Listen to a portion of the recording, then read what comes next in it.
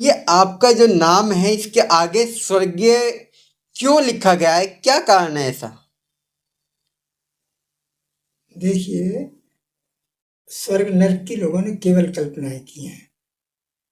जब वो पुराने राजा महाराजा हों चाहे इंग्लिश पोइट हों, जैसे अंग्रेजी में है कि if there may be a paradise on the earth, here it is, here it is, here it is, कि अगर वो अरबी में है कि अगर जन फारसी में कि अगर फिरदौस बर रुए ज़मी अस्तो, हम अस्तो, हम अस्तो, हम अस्तो, कि यहीं है, यहीं है, यहीं। तो इन सारी बातों को देख के उनका भी दर्शन अपनी जगह ठीक रहा, उनका सोचना अपनी जगह ठीक रहा, और मैंने भी इस हिसाब को देखते हुए, क्योंकि स्वर्ग नरक की लोगों ने केवल कल्पनाएं की हैं, नहीं तो जाने के बाद, मरने के बाद ना तो किसी ने आके बताया कि मैं स्वर्ग में गया हूँ, अगर ना ही किसी ने ये बताया कि मैं नरक में गया हूँ।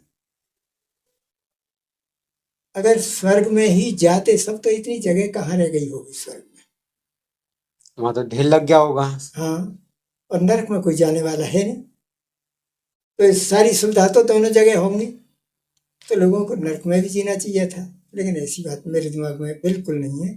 मैं तो जीते जी स्वर्ग में रहता हूँ, और मैं स्वर्ग उस जगह को मानता हूँ कि जहाँ बाबा साहब के समाधान द्वारा दी गई हमें तीन चार चीज़ें, समानता, स्वतंत्रता और न्याय, बंधुता, भाईचारा, और ये सारी बातें जो बुद्धिज्म का स्तंभ है, ये बुद्धिज्म के स्तंभ हैं। बुद्धिज्म में इनको बहुत अच्छा स्थान दिया गया है, लिव एंड लेट लिव, जिए और जीने दो का, और सब अगर जिए और जीने दो के, तो मुझे, मैं जहाँ रहता हूँ, और एक विशेष बात है सम्मान की, जहाँ आदमी को सम्मान मिले वहाँ स्वर्ग है, और सम्मान वहीं मिलेगा जहाँ ये चारों पांचों चीज होंगी, स्वतंत्रता, समानता और भाईचारा। तो जहाँ मैं रह रहा हूँ मुझे सम्मान के साथ साथ वो सारी चीजें उपलब्ध हैं, इसलिए मैं अपने नाम के पीछे स्वर्गीय लगा था। क्योंकि ज्यादातर हम देखते ही हैं कि कभी कोई मर भी जाता है तो उसके नाम के आगे स्वर्ग ही होता है, मगर नरके कोई नहीं लगाता कि भाई हम नरके क्यों दें, और उससे लोगों को दिक्कत भी होती है। तो स्वर्गीय आप हर कोई लगा देता है, उनको लगता है कि बड़ा अच्छी चीज है, हाँ, जबकि मरने के बाद तो ऐसी व्यवस्था है ही नहीं, जो भी है जीते जी है। मगर मैं एक और सवाल है कि जैसे आप स्कूली शिक्षा में रहे हैं, आपने कॉलेज में गए होंगे, तो कहाँ तक आपका पढ़ाई कहाँ तक रही है? मैंने पोस्ट ग्रेजुएशन किया था 78 में, डीएवी डिग्री कॉलेज बुलंदशहर से, मेरठ यूनिवर्सिटी से। तो ये या फिर आपका जन्म स्थान कहाँ पे है आपका? मेरा गांव बुलंदशहर के 8 किलोमीटर आगे, वो 12-14 किलोमीटर आगे अनूपशहर रोड पर शिवाली पड़ता है, जो बिल्कुल ऑन रोड है। मेरा घर भी ऑन रोड है। बुलंदशहर से अनूप शहर जाएंगे हाँ, तो 14वें किलोमीटर पे, 14 बिल्कुल करेक्ट, बिल्कुल 14। करेक्ट 14वें किलोमीटर पे। तो ये मतलब आपको ये प्रेरणा कैसे मिली आपको बुद्धिज्म के बारे में? ये कौन आपको, किसने आपको प्रेरणादायक बनाया है? बुद्धिज्म के बारे में प्रेरणा तो मेरे पिताजी से मिली, क्योंकि मेरे पिताजी कबीरपंथी थे, मेरे दादाजी कबीरपंथी थे, और तो वो मेरे पिताजी गांव के पहले मिडिल क्लास व्यक्ति थे, तो वो बचपन में मुझे बुद्ध के बारे में कहानियां सुनाया करते थे। उनकी इच्छा थी कि मेरा बेटा भी कोई भिक्षु बने। आप तो कबीरपंथी रहे हैं आप? हाँ, मेरे दादाजी कबीरपंथी रहे, मैं भी कबीरपंथी रहा, मेरे पिताजी भी कबीरपंथी रहे, लेकिन वो कबीरपंथ बुद्धिज्म का दूसरा नाम समझिए, वो उसकी एक विंग है। विंग मान लेते हैं। तो जैसे कि अब ये आपने कबीरपंथी शब्द दिया है, हाँ, ये कहीं ना कहीं हमें दिखता है कि बाबा साहब भी कबीरपंथी रहे हैं। तो ऐसा क्यों लगता है कि जो कबीरपंथी है वही बुद्धिज्म की तरफ सबसे ज्यादा जाता है, ऐसा क्यों? हाँ, इसका कारण ये है कि वो ऑलरेडी पहले से ये अंधविश्वास पाखंडवाद से हाँ। निकले हुए होते हैं। बुद्ध की बात सारी कबीर ने कही है, हमारे हाँ। महापुरुषों ने कही है, जितने भी महापुरुष हुए हैं उन्होंने बहुजन समाज के सब ने वही बात कही है जो बुद्ध ने कही थी, लेकिन जाने अनजाने हम उन बातों को तो कहते हैं लेकिन अलग अलग नामों से कहते हैं। बातें तो बुद्ध की ही होती हैं, बातें बुद्ध की होती हैं, कहीं औरों के द्वारा भी गई हैं कहीं और। हाँ, क्योंकि जैसे बाबा साहब ने तथागत बुद्ध ने अपने धम्म के उपदेश दिए हैं, तो बाबा साहब ने बुद्ध और उनका धम्म लिख दिया, मतलब बातें उन्हीं की हैं, मगर वो समय के अनुसार धीरे धीरे लोगों ने कहनी स्टार्ट कर दी, तो इसके हिसाब से बुद्धिज्म को पनपने का बहुत सहारा मिला। तो एक चीज़ और मुझे बताइए कि जैसे कि आप बुद्धिज्म में गए हैं, तो आपने किन किन लोगों के साथ काम किया है, कौन कौन रहे? पहली बात तो मैं आपको ये बता दूं कि बुद्धिज्म में जो मानवता की बात बुद्ध ने पहले की थी, और मनुष्य संसार में मानवता की ज्यादा जरूरत है, तो महापुरुष भी मानवता की बात करते हैं और बुद्ध ने मानवता की बात की, तो इसलिए वो बुद्ध का महत्व उन्हें समझना जरूरी है। अब रही बात यह कि क्या कहना, मतलब आपने किन किन लोगों के साथ काम किया है बुद्धिज्म को आगे बढ़ाने के लिए, क्या आपने आगे संघर्ष किया, उसके बारे में बताएं। जब मैं 7वीं 8वीं क्लास में पढ़ता था तो माननीय संप्रिय गौतम जी भाजपा के वो रहे हैं मंत्री केंद्र सरकार में, अटल बिहारी वाजपेयी के मंत्रालय में प्रधानमंत्री काल में।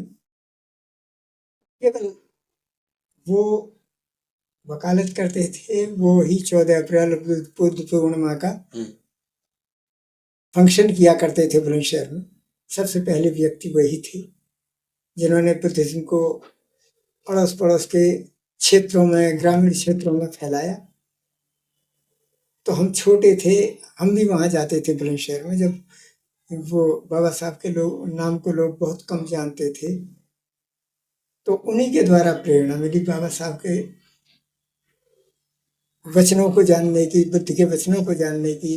केवल वो बुद्ध पूर्णिमा पर दिल्ली से भिक्षुओं को ले जाते थे, जो तिब्बती भिक्षु हुआ करते थे, चाहे वो कुशप बकुला थे, एक लामा लोकजांग थे, और 10-5 लोग वहाँ उसमें इकट्ठा हुआ करते थे, 10-15 लोग, ज़्यादा नहीं। सन 64-63 की बात, तो ऐसी स्थिति। तो जैसे कि आप बुद्धिज्म की है, जैसे कि संगठन है, समता सैनिक दल हो गया, the Buddhist society of India है, और भी अनेक कुछ संगठन है जो बुद्धिज्म पे काम करते हैं। क्या आपने इसमें कहीं काम किया है? हाँ बिल्कुल, मैंने 78 से मैं भारतीय बौद्ध महासभा से जुड़ा, जो संप्रिय गौतम चलाया करते थे, समता सैनिक दल से जुड़ा। तो मैं सन 78-79 से भारतीय बौद्ध महासभा, रिपब्लिकन पार्टी और समता सैनिक दल, बाबा साहब के द्वारा बनाए गए ये तीनों जो वो हैं स्तंभ, उनका मैं कार्य करता रहा। और लास्ट में तो फिर मैं जिला अध्यक्ष भी रहा, समता सैनिक दल का भी, भारतीय बौद्ध महासभा का भी। हालांकि मुझसे रिपब्लिकन पार्टी का भी अध्यक्ष बनने के लिए हमारे प्रांतीय अध्यक्ष हुआ करते थे सन 80, 85, 90 के लगभग, मिथन सिंह बौद्ध हापुड़ वाले। उन्होंने कहा कि तुम इसकी जिम्मेदारी संभाल लो। मैं बोला राजनीति में पसंद नहीं करता, तो इसलिए मैंने राजनीतिक क्षेत्र में जाना पसंद नहीं किया, और भारतीय बौद्ध महासभा का और समता सैनिक दल का आजीवन सदस्य हूँ और रहूँगा। बाबा साहब के विचारों पे चलने का पूरा प्रयास कर रहा हूँ और करता रहूँगा। ऐसा क्यों लगता है कि बुद्धिज्म, मैंने काफ़ी रिसर्च भी करी है, देखता भी हूँ, एक बुद्धिज्म बैकफुट पे जा रहा है? हाँ, इसका ये बहुत बड़ा कारण है, क्योंकि मुझे कहीं ना कहीं ऐसा लगता है जैसे कि किसी को पद मिल जाए या कोई बुद्धिस्ट हो जाता है, तो कहीं ना कहीं उसके बच्चे दिखाई नहीं देते। ऐसा क्यों है? देखिए, सच बात यह है कि लोग बातें करते हैं, काम नहीं। मेरे 3 लड़के हैं, एक चौथी लड़की है। वो मेरे हिसाब से तो, लेकिन वो जनता की निगाह में कैसे हैं वो अलग बात रही। हाँ। लेकिन मेरी निगाह में वो बुद्धिस्ट है। अच्छा। और क्यों? कि मैं उन्हें गाइड करता रहता हूँ, और वो भी वचनबद्ध हैं इस बात के लिए कि हम बुद्धिज्म का प्रचार प्रसार करेंगे अपने व्यवहार से और अपने वार्तालाप से, दोनों तरह से। क्योंकि जैसे आपने अपने बच्चों का नाम नहीं बताया, तो मैं थोड़ा सा बता देता हूँ। उनमें सबसे बड़े आपके जो पुत्र हैं शशि भूषण जी, वो भी मैं देखता हूँ कि अपने गाने के माध्यम से धर्म का बहुत प्रचार प्रसार करते हैं। और ये भी देखने में मिलता है कि जब वो जाते हैं तो अपने वो बच्चों को भी ले जाते हैं। तो ऐसे ही जैसे और भी संगठन के लोग हैं, वो राष्ट्रीय अध्यक्ष बन जाते हैं, कोषाध्यक्ष बन जाते हैं, और भी कुछ बन जाते हैं, मगर उनके जो बच्चे हैं वो नहीं दिखाई देते हैं। वो हमेशा पीछे रहते हैं और उन्हें कोई मतलब नहीं है। वो खुद अब वो कमान संभाल के बैठे कि बुद्धिज्म हम बढ़ाएंगे, मगर बच्चे नहीं दिखते हैं। ऐसा ये सारा जो दोष है इस बात का है कि उन्होंने कभी अपने बच्चों को अच्छी तरह हैंडल नहीं किया, उन्हें बताया ही नहीं। वो तो ये समझते रहे कि हम जो कर रहे हैं बच्चे तो अपना ही लेंगे, लेकिन बच्चों के और खुद जब तक इंसान की कथनी और करनी में अंतर होता है तो लोग उसका फॉलो नहीं करते, उनके विचारों का। और इसी तरह बच्चे भी क्यों करेंगे। मेरे जैसे 3 बच्चे हैं, एक बेटी है। बेटी ने अपनी ससुराल में पूरी तरह से बदल दिया पूरे परिवार को। शर्तों पर सौदा करते हैं शादी विवाहों में, बातों से नहीं, शर्तों पे।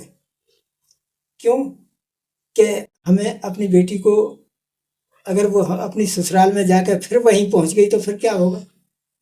फिर हम किस तरह अपने, जो हमें अपनी बात जीवन में और लोगों को बतानी है, तो फिर वो कैसे पहुंचेगी। फिर तो ये कैंडिडेट कम हो जाएगा। और बच्चों को भी प्रयास, लड़कों के रिश्तेदारों से भी, जो हमारे लड़कों के संबंध जहाँ से हमारी बेटियां आई हैं उनके घर वाली, प्रयास ये रहता है कि वो उनके बातों को माने, बुद्ध की बातों को माने, उन्हें समझाने का पूरा प्रयास करते हैं। कुछ मान भी रहे हैं, तीनों मान रहे हैं, हालांकि तीनों बच्चे मान रहे, तीनों बच्चों के वो मान रहे हैं। आपके तीनों बच्चे माने हैं, फिर उनके बच्चे भी इसी को मानते हैं। मेरा दूसरा एक लड़का मेरे साथ रहता है। अच्छा। वो गांव में उसी तरह की बातें करता है। और एक लड़का सीतापुर में टीचर है। वो सारे संगठनों से, जो SC ST OBC के संगठन है, और जनरल के भी जो जनता के हित में बात करते हैं, उन सब का उसके साथ संबंध है, मिले जुले हैं, बातचीत करते हैं, कोऑपरेट करते हैं, तन मन धन से कोऑपरेट करता है टीचर होने के नाते, और सबसे जुड़ा हुआ है। पूरे सीतापुर के लोग उसे बड़ी अच्छी तरह जानते हैं। तो एक चीज वो देखने को मिलती है, जैसे कि बुद्धिज्म में, जैसे आपने बताया लड़की की शादी करिए, तो मैं देखता हूँ कोई लड़की, चाहे वो बुद्धिस्ट है, वो बोलता है कि मैं बुद्धिस्ट हूँ, और घर में जाते हैं देखते हैं बाबा साहब की, बुद्ध की तस्वीर लगी हुई है, मगर जब शादी विवाह की बात आती है, वही पुराने हथकंडे, पाखंड, वही चीज, वही दहेज, दहेज तक लिया जाता है। कोई सामने लेता है तो कोई पीछे ले रहा है। ये सब चीजें देखने को मिलती। आपने बहुत अच्छी बात पूछी। ये दहेज का, जो बौद्ध होने के बाद भी हम दहेज की बात करते रहे। दहेज के ऊपर मैं यही कहना चाहूँगा कि फिर वो मैं गौतम जी का उदाहरण देता रहूँगा। हालांकि मैं गौतम जी से मैंने एक बार कहा था कि आपके क्या विचार है, आप दहेज सन 60-62 से संप्रिय गौतम जी दहेज रहित शादी कराते थे। सामूहिक रूप से कराते थे, 8-8 10-10 के ग्रुप में। तो वो बोले, अरे कोई देता हो तो जितना दे उतना ठीक, न दे तो ठीक, दहेज बुरी बला है। मैं बोला तो फिर आप प्रतिबंध की बात करो, देता ही क्यों है, मैन काम तो ही क्यों है, और क्यों हम ले। जब हमारा बेटा कमाएगा तो मोटरसाइकिल में पेट्रोल भी डलवाएगा। बिल्कुल ठीक है। और जब वो कमाएगा ना तो पेट्रोल रोजाना कहाँ से डलवाएगा। बिल्कुल ठीक है। तो इसलिए जब उसकी आवश्यकता होगी तो मोटरसाइकिल खरीद लेगा। सोने के लिए खाट की जरूरत पड़ेगी तो वो खुद बनाएगा, और अब भी बना रहा है, अनमेरिड होने के साथ भी। और मैरिड होने के साथ भी उस पर वो खाट रहेगी, बर्तन वही रहेंगे, घर में इतने बर्तन सब चीज उपलब्ध होती है, ऐसी बात नहीं है, तो फिर दहेज किस बात का? तो दहेज एक सामाजिक कुरीति है, हमें उसका दृढ़, मैंने शर्तों पर शादी की कि दहेज का एक पैसा नहीं लिया जाएगा, क्योंकि हम दहेज को बुरा बताते हैं तो तोड़ने की जिम्मेदारी हमारी है दहेज प्रथा को। अगर हम फालतू बात वर्बली मौखिक रूप से यही कहते रहें कि बुरी बात है और लेन देन करते रहें, हालांकि मैंने लड़के की शादी में लड़की होने के नाते थोड़ा दिया, लेकिन मैंने उतना दिया जितनी मेरी क्षमता थी। बेटा वालों ने, मुझे रिश्तेदार इतने अच्छे मिले कि उन्होंने कभी ये नहीं कहा कि ये ऐसे नहीं वैसे नहीं, कभी नहीं। और आज भी वो उनकी स्थिति बढ़िया है, पेशे से वकील है, अच्छा कमाते हैं, अच्छा खाते हैं। और कुछ सवाल जो सामाजिक हैं वो कहीं ना कहीं मुझे लगता है वो गलत भी है। जैसे कोई मर जाता है तो एक तरीके से मुझे लगता है वो जो मृत्यु भोज है वो खुशी मनाते हैं मरने की। जैसे कि एक एग्जाम्पल हम बात करते हैं, मेरे फादर एक्सपायर हो गए तो मैं पड़ोसी जा कहूँगा कि भाई मेरे पापा एक्सपायर हो गए हैं और मैं दावत कर रहा हूँ, खुशी हो रही है, आप आइए। ढोल नगाड़े बजाते हैं, कहीं तो बड़े बड़े टेंट लग जाते हैं। ऐसे किसी की माँ मर जाए, अरे मेरी तो माँ मर गई है, अरे रसगुल्ले की पार्टी है आज तो। और आजकल तो स्टैंडर्ड खाना हो गया, बैंक्वेट हॉल में हो रहे हैं। किसी का छोटा बच्चा ही मर गया 5-6 साल का, अरे बड़ी खुशी की बात है, तुम्हारे घर में बच्चा मर गया, तुमने दावत नहीं दे रहे, अरे हमें तो खानी चाहिए। क्या लगता है ये खुशी जाहिर करने का एक सिलसिला बन गया है या ये कुप्रथा है, क्या है? देखिए, इससे बड़ी और कुप्रथा क्या होगी कि परिवार का एक सदस्य खत्म हो, हाँ, और उसकी खुशी में ही दावत की जाती है। हाँ, रंज में या गम में तो दावत की नहीं जाती, बिल्कुल दुख में तो दावत की नहीं जाती, बिल्कुल ऐसा। दावत तो खुशी में की जाती है। हाँ, मैं कभी मृत्यु भोज में नहीं जाता, जब से मैंने संकल्प लिया है। और ये संकल्प भी मैंने माननीय संघ प्रिय गौतम जी के निर्देशन में लिया कि मैं कभी, और विरोध करता हूँ कि जब तुम्हारे एक परिवार की हानि हुई है, एक आदमी की हानि हुई है, तो फिर तुम्हें क्या जरूरत पड़ी है कि तुम, खुशी हुई है क्या कि अब तुम मुखिया हो गए, तुम्हारे घर का हेड जो था वो खत्म हो गया, तुम मुखिया बन गए, तो तुम्हें खुशी है, इसका मतलब दावत कर रहे हैं। और जब तुम दावत कर रहे हो तो मुझ जैसे लोग खाने जाएंगे तो लोग क्या कहेंगे। मैं खुद महसूस करता हूँ कि यार, मैं बहुत हीनता की भावना पैदा होती है जब किसी के यहाँ ऐसा होता है और मैं खाता हूँ। मैं खाता नहीं हूँ तो मैं हीनता की भावना पैदा क्यों करूँ। मैं कभी गाँव में भी, अड़ोस पड़ोस में भी, लगभग 10 साल से मैं बिल्कुल छोड़ रखा है, 10 साल से, कि किसी के भी यहीं न जाऊँगा, बल्कि विरोध करूँगा इस बात का कि वो ना करें। गांव के भी निमंत्रण आते हैं सभी के, उन्हें समझाता हूँ कि यार तुमने क्यों कर लिया ये काम, तुम्हारे परिवार की एक क्षति हुई। इसका एक अच्छा उदाहरण मुझे एक और मिला कि जो प्रेरक प्रसंग कहते हैं, प्रेरणादायी प्रसंग कह सकते हैं, कि एक मेरे मित्र हैं, उनके पिताजी खत्म हुए। वो अच्छे साधन संपन्न आदमी हैं, बहुत अच्छे परिवार के हैं। उनके जब पिताजी मरे तो सारे ब्राह्मणों की बात है, ब्राह्मण है, क्योंकि मेरा तो सबसे इंसानियत के नाते मेरा सबके साथ संबंध है। मैं किसी को जितना मेरे लिए एक, जैसे वो उनकी दृष्टि में जो लोग नीच कहे जाते हैं, उतना ही मेरा संपर्क उनसे, उतना ही हाई वालों से। तो उन्होंने, मैंने उनसे पूछा कि आपके पिताजी खत्म हो गए, आपके लिए दावत की बात कही होगी लोगों ने। अरे के भाई साहब, मुझसे कहने लगे कि अब तो तुम पे कृपा है भगवान की, खूब पैसा है, दावत कर दो।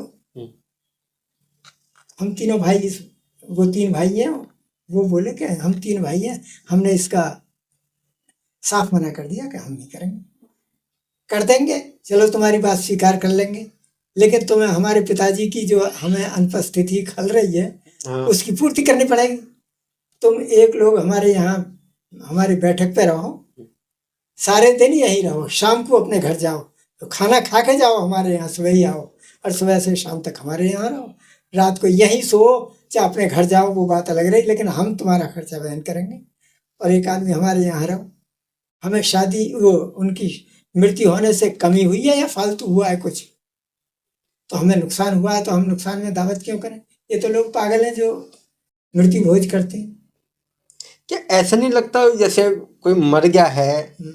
उसे इस बात की खुशी है कि आज से ये संपत्ति का मालिक मैं हूँ?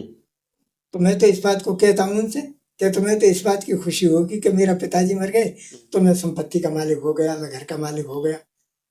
अब तुम्हें खुशी मनानी चाहिए। हाँ, मेरे घर वालों से इस विषय पे मेरे विचार नहीं मिलते, बिल्कुल गांव के लोगों से नहीं मिलते। मैं जाता नहीं कभी, क्योंकि मैं भी अड़ोस पड़ोस में नहीं जाता। मैं भी बहुत से लोगों को देखता हूँ, उनकी हालत जो है एकदम माड़ी है, बिल्कुल गरीब हो रहे हैं, और वो कर्ज करते हैं, कर्ज करने के बाद दावत करते हैं, और दावत खा के वो लोग चले जाते हैं, और लगभग पूरा जीवन उसका ब्याज उस व्यक्ति को चुकाते रहते हैं, और वो भी ऐसे ही मर जाते हैं। ये सामाजिक कुरीति है, इसे खत्म करना हमारी जिम्मेदारी है। हम अगर नहीं करेंगे तो फिर और कौन करेगा? ठेका तो हमने लिया। अब कितना सामने वाला मानता है उसके ऊपर निर्भर करता है कि वो हमारी बात को कितना मानता है। तो क्या मैं ये पूछना सही समझता हूँ कि आपकी मृत्यु हो और उसमें परित्राण पाठ ना हो और मृत्यु भोज ना हो, ऐसा हो सकता है? आपके बच्चे करेंगे? मैंने बच्चों से परित्राण पाठ को ही मना कर दिया है। और मैंने तो यहाँ तक कि मैं तो अपनी बॉडी को डोनेट करना चाहता था किसी संस्थान के लिए। अच्छा। अब बच्चे ये कहते हैं कि वहाँ ऑलरेडी बहुत बॉडी है, अब उसके लोगों के हाँ, काफी तो डोनेशन के लिए एक्सीडेंटल हाँ, बॉडी आ जाती हैं, बहुत से तो लोग लगे उसकी हुए कोई हैं। हाँ। जरूरत नहीं है। मैं बोला तो फिर जलाने की भी क्यों कर, जलाने में भी प्रदूषण होता है। हाँ। जमीन में गाड़ना मुझे उचित समझता हूँ। अच्छा। मैंने कहा है कि अपने खेत में कहीं भी किसी भी जगह हाँ। गाड़ देना, चाहो तो उसके ऊपर पेड़ लगा देना, क्योंकि वृक्ष जरूरी है, वृक्षारोपण करना जरूरी है। तो उसके ऊपर एक वृक्ष लगा देना। ये तुम्हारी इच्छा के ऊपर निर्भर करेगा कि तुम लगाते हो या नहीं लगाते। मरने के बाद मुझे देखने आना नहीं, लेकिन इतनी वसीयत जरूर करूंगा कि मेरे मरने के बाद मुझे जमीन में गाड़ा जाए, जलाया नहीं जाए। जमीन में गाड़ने का मतलब तो जैसे हो गया कि आप मुसलमान हैं? नहीं नहीं, उस उनका दृश्य वो ध्येय कुछ और होगा कि कयामत के बाद सब जिंदा होंगे। हमें बुद्धिस्ट होने के नाते मैं इन बातों में विश्वास भाई उस व्यवस्था को भी नहीं मानते, हिंदुज्म को भी नहीं मानते, जो बुद्धिज्म को फॉलो करता है उसी को आप मानते हैं। तो जैसे कि आपकी मृत्यु होती है तो क्रियाकलाप भी बहुत होंगे, कोई प्रेशर होगा लोगों का कि नहीं भाई इतने बड़े बुजुर्ग थे, पूरे गांव में नाम है, तो उसके बाद तो कुछ करना चाहिए, तो ये सब होगा। बच्चे खूब अच्छी तरह ट्रेंड हैं, वो जानते हैं कि किस काम से हमें कितना फायदा हुआ है, कितना नुकसान हुआ है। उन्हें ये भी तो पता है कि हमारे पिताजी मर गए तो हमें हानि हो, क्षति हुई है इस बात की, वो नहीं करेंगे। नहीं, आपके बच्चों को तो संपत्ति में अधिकार मिल जाएगा। तो फिर संपत्ति में सबको अधिकार मिलता है, और जो कर्ज होता है तो भी अधिकार, वो अधिकार कर्तव्य मिलता है कि वो बाप की कर्ज को पटाएगा। और जो बाप का अधिकार ये मिलता है कि जो बाप का पैसा है वो उसे प्राप्त हो। तो एक चीज बताइए, आपकी आपकी मृत्यु भोज नहीं हुआ तो आप तो स्वर्ग तो जा नहीं पाएंगे। मुझे स्वर्ग की, मैं तो जब जीते जी स्वर्ग में हूँ, तो मरने के बाद मुझे स्वर्ग की क्या चिंता है? मैं तो ऑलरेडी स्वर्ग में हूँ। ठीक है, थोड़ी सी अब बात को थोड़ी आगे बढ़ाते हैं कि जैसे कि बाबा साहब ने बुद्ध और उनका धम्म लिखा, तो क्या बाबा साहब को उस पर कुछ और किताबें भी ऐसी लिखी हैं कि उनका भविष्य, बुद्ध का जो भविष्य है, धम्म का जो भविष्य है, उसके अनुसार कुछ आपको लगता है कि जीवन में कुछ है ऐसा कि जो लोगों को प्राप्त करना चाहिए? देखिए, बाबा साहब ने बुद्ध की बातों को सही, मैंने बाबा साहब की पुस्तकों को पढ़ा है, नानक चंद्र रत्तू जी की पुस्तकों को पढ़ा है, तो उसमें उन्होंने लिखा है कि मैंने बुद्ध और उनका धम्म, मैंने सारा त्रिपिटक पढ़ा है, जो किसी ने नहीं पढ़ा होगा। बाबा साहब का कहना है और मैंने पढ़ा है। उसमें कई तरह से क्या क्या लिखा है, एक एक बात को कई कई तरह से लिखा है लोगों ने, लेकिन मैंने जो उचित और तर्क और विज्ञान के आधार पर सही उतरता है उस आधार पर लिखा है, उन बातों को छांट छांट कर। कुछ बातें ऐसी भी हैं कि जो मेरी समझ से बाहर थी, लेकिन जब मैंने सुरेंद्र ज्ञात आज के युग में बहुत अच्छे बुद्धिज्म के विद्वान हैं, उन्होंने बहुत अच्छी पुस्तकें लिखी हैं, और हर एक बौद्ध को उनकी 2 पुस्तकें तो पढ़नी ही चाहिए। बालू की भीत पर खड़ा है हिंदू धर्म, और एक बुद्धम बुद्धिवाद और अम्बेडकर। ये 2 किताब तो बिल्कुल पढ़नी चाहिए, क्योंकि इनसे बहुत ज्ञान मिलेगा। जैसे कि बाबा साहब ने पुस्तक लिखी है बुद्ध का भविष्य, तो क्या उसमें विपස්සना का भी जिक्र है कि हर प्रत्येक व्यक्ति को विपස්සना करनी चाहिए? देखिए, बुद्ध को भी मैंने तो बाबा साहब ने जो लिखा है उसमें ये है कि उन्होंने जब उनके जो गुरु थे जिनके पास गए, वो कितने ही लोगों के पास गए, तो विपश्यनाधारियों के पास भी गए, तो ध्यान साधना करने वालों के पास, उससे भी बुद्ध संतुष्ट नहीं हुए, फिर किसी और के पास गए। फिर वो बाद में उन्हें जो ये ज्ञान प्राप्त हुआ, वो यही उसको कहते हैं कि संसार में दुख ही दुख है, दुख का कारण है, दुख का निवारण है, और उसका मार्ग है 4 आर्य हाँ, सत्य। नहीं 4 आर्य 4 आर्य सत्य, ये 4 आर्य सत्य अलग चीज है। अच्छा, हाँ, वो अलग चीज है, उसको दूसरा नाम देते हैं, मैं भूल गया। चलो, तो उस बल्कि बुद्ध और उनके धर्म का भविष्य एक छोटे सा वो किसी देश में उनकी स्पीच है वो, तो उस किताब में बाबा साहब ने लिखा है कि ये केवल फिजूल में वक्त बर्बाद करने का एक माध्यम है। और फिर हम भी जानते हैं कि अगर मन को शांत इस तरह करके बैठ जाएंगे, तो फिर ये इन्वेंशन जो हुए हैं, खोज हुई हैं, जिन भौतिक युग में जी रहे हैं आज हम, हवाई जहाज में चल रहे हैं, गाड़ियों पे दौड़ रहे हैं, अगर मन को शांत कर लेते तो क्या ये संभव हो सकता है? कौन से विपස්සनाधारी ने कौन सा जनहित में वो किया है, योगदान दिया? उन्होंने व्यक्तिगत ही तो कर लिया। मैं तो इन विपස්සनाधारियों से भी यही कहूँगा कि ये जितना विपස්සना में टाइम लगाते हैं, इतना जन ग्रामीण क्षेत्रों में जाके, शहरी क्षेत्रों में जाके, अपने रिश्तेदारों के यहाँ जाके इन सारी बातों को जो बुद्ध ने कही हैं उनसे कहें तो कुछ असर पड़ेगा। भाई, तुम अच्छे हो, तुम्हें विपස්සना पर गर्व है, तो तुम इन सारी बातों को जो बुद्ध ने कही है, तुम विपස්සना की बात क्यों करते हो? एक आदमी जो गरीब है वो कैसे 15 दिन का शिविर कर लेगा, कैसे 8 दिन का शिविर कर लेगा? वो तो हैंड टू माउथ है, रोजाना लाता है, रोजाना बच्चों को पालन पोषण करने के लिए प्रबंध करता है। पैसा कहाँ से आएगा? क्या ये जनसाधारण के लिए है? नहीं है। ये तो उद्योगपति जिनके पास अथाह पैसा है वो अपना टाइम बर्बाद करते हैं, करते रहने दो।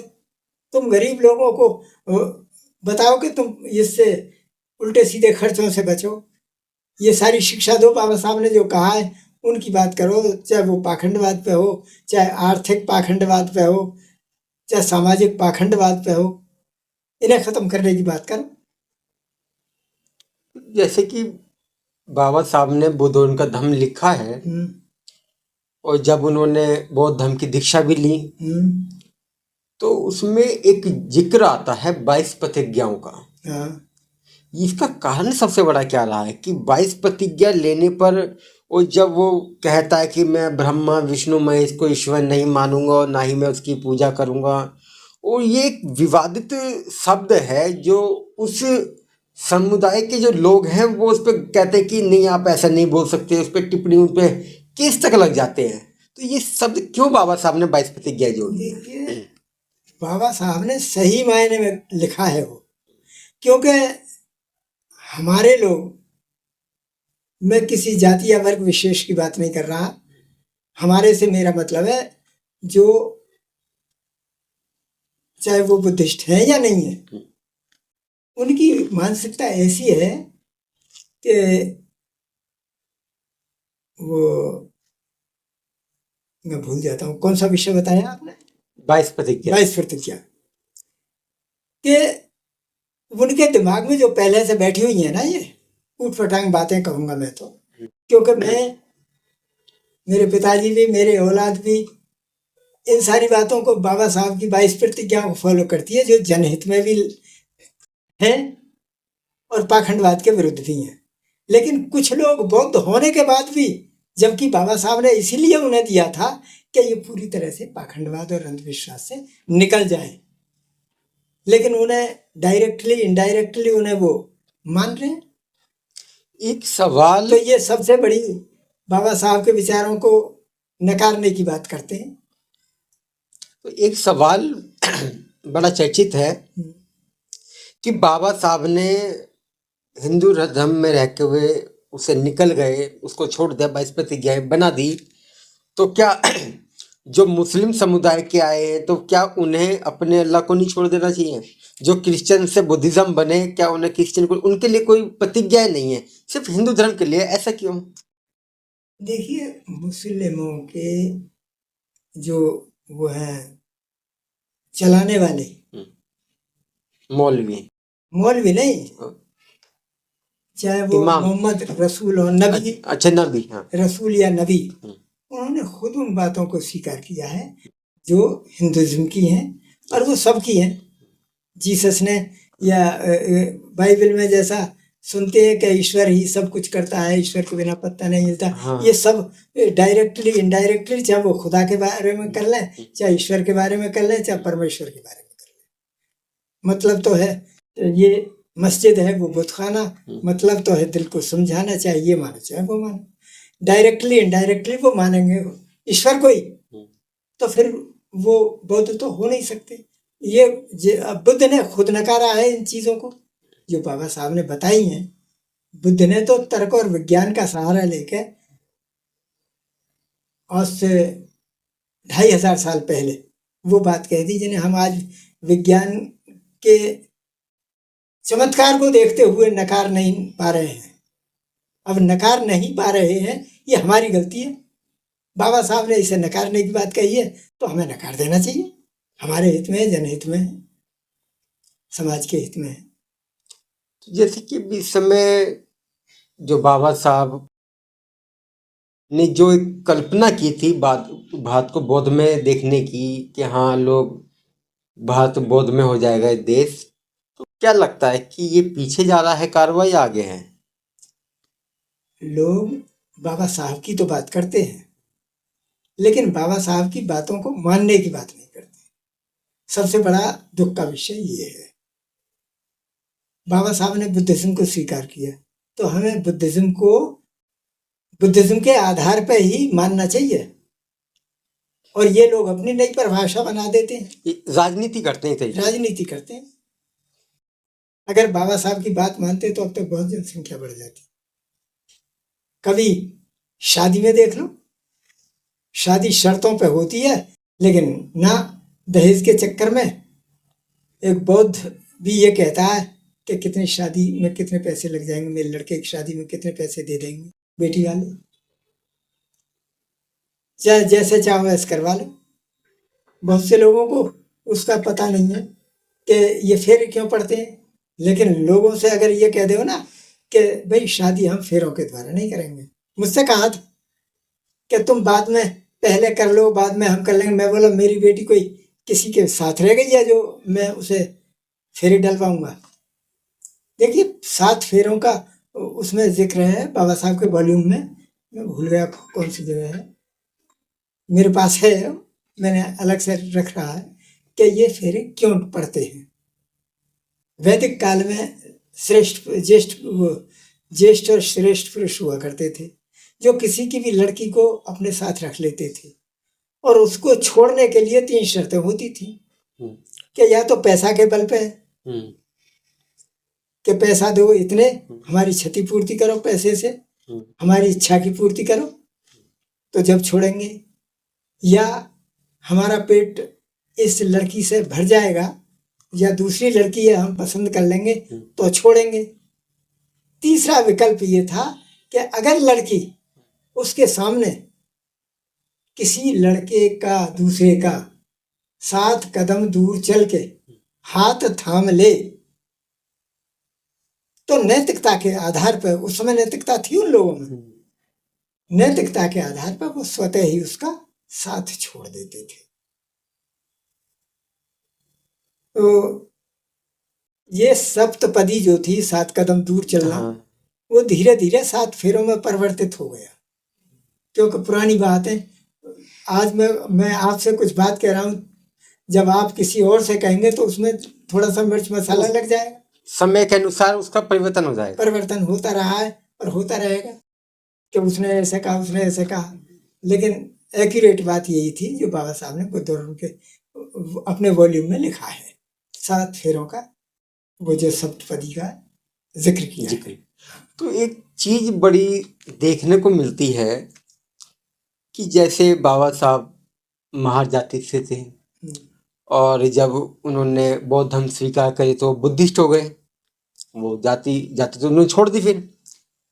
तो कहीं ना कहीं जो बाबा साहब को जो फॉलो करते हैं, जो उन्हें मानते हैं, वो एक समुदाय से सबसे ज्यादा आते हैं, वो एससी कैटेगरी के अंदर। ऐसा क्यों है कि वो उसी कैटेगरी के अंदर सबसे ज्यादा पाए जाते हैं जो बाबा साहब को फॉलो करते हैं, जो उनको मानते हैं? अदर में ये चीजें बहुत कम दिखने को मिलती है। कोई 2-4 हो तो उनकी गिनती नहीं है, जैसे कि यादव जी थे और आपका पेरियार जी थे, ये सब बाबा साहब को मानते, ये अलग उसमें जाते हैं। मगर कहीं ना कहीं वो एक समुदाय, जो उसमें भी एक जाति है जिसे हम जाटव बोल देते हैं, आज के में चमार बोल देते हैं, यही उसको ज़्यादा फॉलो करती है। अब कहीं भी कोई मूर्ति टूट जाए, किसी ने मूर्ति के साथ कुछ भी छेड़छाड़ कर दी, तो ये एग्रेसिव हो जाते हैं एकदम। ऐसा क्यों? देखिए, भारत एक जाति प्रधान देश है, कृषि प्रधान देश होने के साथ साथ जाति प्रधान देश भी है। जाति प्रधान, यहाँ सारे काम जातियों के आधार पर होते हैं। अब ये हम बौद्ध होने के बाद भी जो हैं, वो जातियों को तिलांजलि नहीं दे पा रहे, छोड़ नहीं पा रहे। बाबा साहब ने हालांकि इस बात के लिए जातियों को खत्म करके अनुसूचित जाति की बात की, जिसमें दलित, पिछड़े वर्ग, दलित जातियां जो ज्यादा डिप्रेस्ड थी, कुछ कैटेगरी में बांटी दी। हाँ, तो वो SC ST OBC और वो जनरल और माइनॉरिटी अलग हो जाता है। हाँ। तो हिंदुओं की बात की बाबा साहब ने, तो वो 4 कैटेगरी में बांट दी। तो जो जाति प्रधान देश होने के नाते कुछ लोगों को तो बाबा साहब से जो माल मार रहे हैं बाबा साहब को और बात कर रहे हैं दूसरों की, और कुछ लोग ऐसे भी हैं, मैं सबको नहीं कहता, चाहे वो ब्राह्मण हैं, चाहे वो क्षत्रिय हैं, चाहे वैश्य हैं, और चाहे शूद्र हो, SC ST OBC जनरल, वो बाबा साहब को मानते हैं और वो उनकी विचारधारा को मानते हैं। कुछ लोग ऐसे हैं कि जो जातिगत आधार पर अपनी जाति का घमंड उनके मन में है, अरे कि ये तो उनकी बात थी, उनकी बात थी, जो मानवता की बात नहीं करते, उनके दिमाग में बाबा साहब का क्या वो रहेगा। क्योंकि एक चीज और भी एक सवाल है कि जैसे ज्योतिराव फूले हुए और बाबा साहेब हुए, और भी अन्य महापुरुष रहे हैं बहुजन समाज के, कि उन्होंने ब्राह्मणों का विरोध तो किया, ब्राह्मणवाद का भी विरोध किया, मगर कहीं ना कहीं उनके जो साथी हैं वो ब्राह्मण देखने को मिलते हैं। ऐसा क्यों है?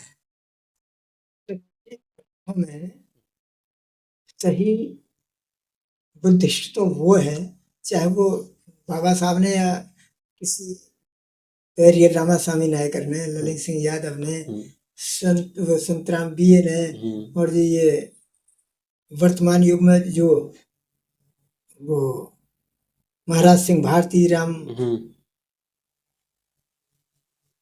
उनका नाम भूल गया,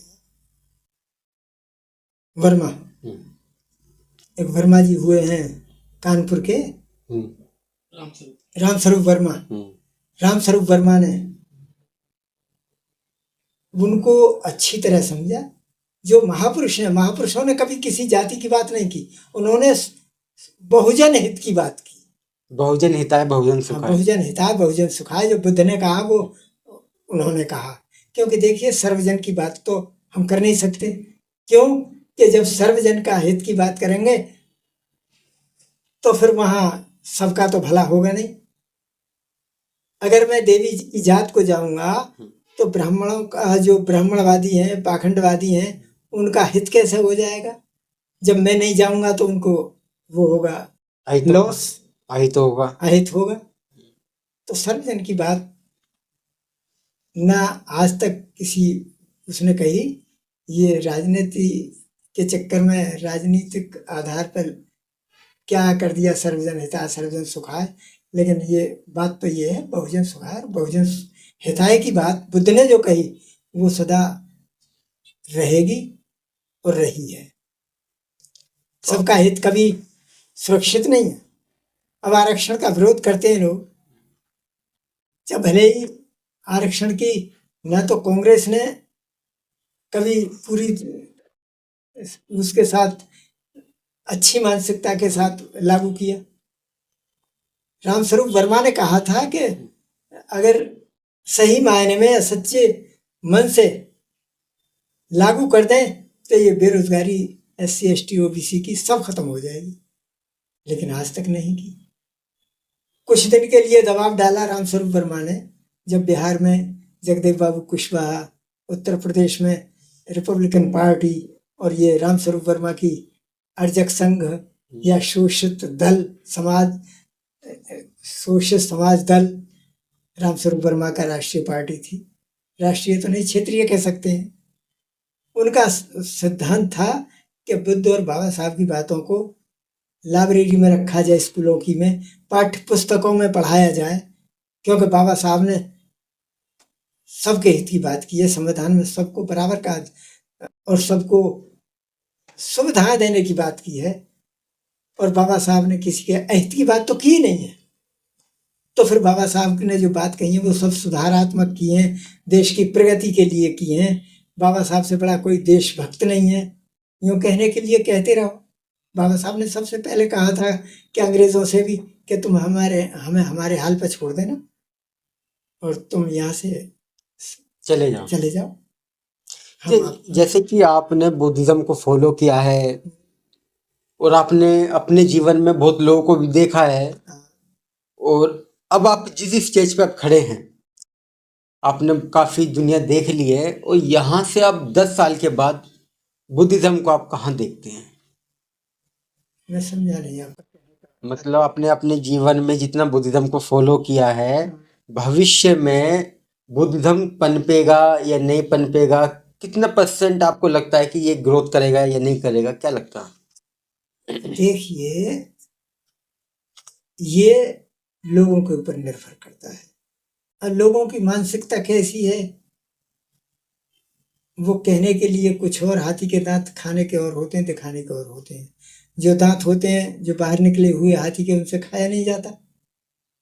वो तो केवल दिखाने के होते हैं। दिखाने को होते हैं, हाँ। कहने के लिए तो वो दांत ही हैं। तो इस तरह कहने के लिए तो बौद्ध बन जाते हैं, लेकिन वो बौद्ध बनने के जो मापदंड है, गुण जो इसके हैं, उनके गुणों को फॉलो नहीं कर पाते। वो कहीं ना कहीं अटक के रह जाते हैं। मैंने बहुतों को देखा, डायरेक्टली इनडायरेक्टली। जैसे कि बाबा साहब ने बुद्धिज्म लिखा समाज के लिए, और समाज में कहीं ना कहीं हमें दिखता है कि परिवर्तन है। ऐसा नहीं है कि नहीं है, क्योंकि उसका जीता जागता सबूत आप खुद हैं, आपके बच्चे हैं, और भी बौद्ध भिक्खु हैं, नए नए बौद्ध भिक्खु आ रहे हैं, वो भी अपना काम कर रहे हैं। तो जो उनकी जो किताब है बुद्धिज्म, क्या बौद्धों को उसका राष्ट्रीय ग्रंथ नहीं बना देना चाहिए? देखिए वो राष्ट्रीय ग्रंथ नहीं कहते, लेकिन सामाजिक ग्रंथ जरूर कहना चाहिए उसे, बुद्ध के धम्म को। मैं अपनी बात को किसी, मेरे पिताजी का भी यही काम रहा, अपने मिलने जुलने वालों को उन्होंने अपनी बातें सीधी भाषा में कहते थे। मैं भी अपने मिलने जुलने वालों को, अपने बराबर वालों को, छोटे वालों को प्रयास रहता है कि मैं अपनी बातों को उन तक पहुंचाऊं और उन्हें बदलने का प्रयास करूं, और जो समाज के हित में है वो उन बातों को अपनाए। अब कौन कितनी अपनाता है, चाहे वो मुस्लिम हो, मैं मुस्लिम या क्रिश्चियन इनको भी समझाने का प्रयास करता हूं जो मेरे संपर्क में आते हैं। हिंदुओं की तो बात ही छोड़िए, चलिए हम चलते मुस्लिम भी ऐसे हैं कि जिन्होंने इन सारे पाखंडवादों को छोड़ दिया, मानवता की तरफ आ गए। मानवता की तरफ आ गए, लेकिन वो थोड़ा सा फतवे से डरते हैं। तो दोस्तों, जैसे कि हमारी आज जो चर्चा हुई है बड़े गंभीर मुद्दे पर रही है। इन मुद्दों से हमें समाज में क्या परिवर्तन लाना चाहिए, उन पर ही चर्चा हुई है सारी। और जैसे कि आप देख रहे हैं, हमारे सामने शख्स हैं, वो जीता जागता है और सिर्फ नाम ही स्वर्गीय मगनलाल गौतम है। और ये अच्छी बात है, इनको जीते जी स्वर्ग मिल रहा है और मरने के बाद कुछ पता है नहीं। तो दोस्तों, आप मुझे जहाँ से भी आप देख रहे हैं कमेंट बॉक्स में हमें बताएं कि आप किस स्टेट से, किस गांव से, किस देश से देख रहे हैं और आपको हमारी चर्चा कैसी लगी। कमेंट बॉक्स में हमें ज़रूर लिखें। और आपको हमारी चर्चा अच्छी लगी है, हम धम का काम कर रहे हैं, तो हमारे चैनल को सब्सक्राइब करें। नमो बुद्धाय, जय भीम।